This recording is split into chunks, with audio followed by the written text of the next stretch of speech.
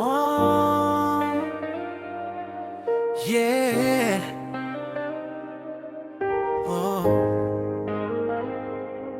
Ako yung batang laging wala sa klase, tambay sa kanto, puro bara, puro racket, sigaw ni nanay, sermon ni tatay sa gabi, puro sagot ko dati, puro galit, puro inis.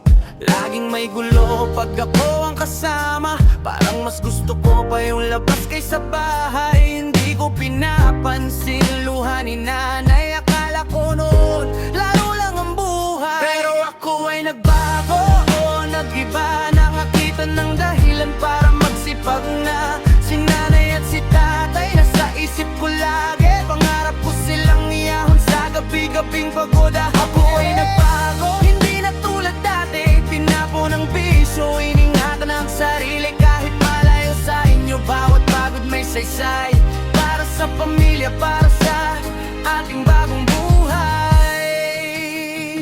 Hey, hey. Hindi na pumapasok, dati yun ang kwento, ngayon ako yung unang gising, di na pwedeng lento. Nag-abroad para may maipadadala, pagod sa trabaho pero puso ko masaya. Sa bawat sahod, pangalan nyo ang una, baon sa isip ang ngiti nyo sa mesa. Naalala ko nung sabi ni tatay sa akin, anak, balang araw maiintindihan mo rin.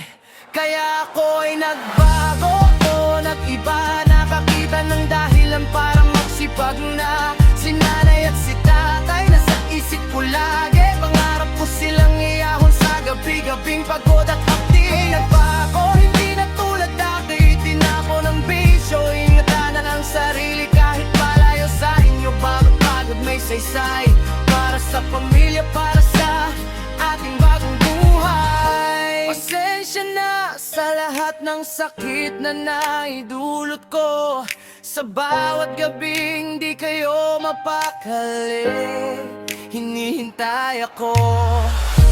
Ngayon ako naman ang sasalo sa pagod nyo, ako na ang aakay sa inyo, paakyat mula sa dulo. Kaya ako ay nagbago, nag-iba, bawat hakbang ko ngayon para sa inyo talaga. Si nanay at si tatay, asal ko sa gabi, balang araw sabay tayong uuwi sa bahay na may ngiti.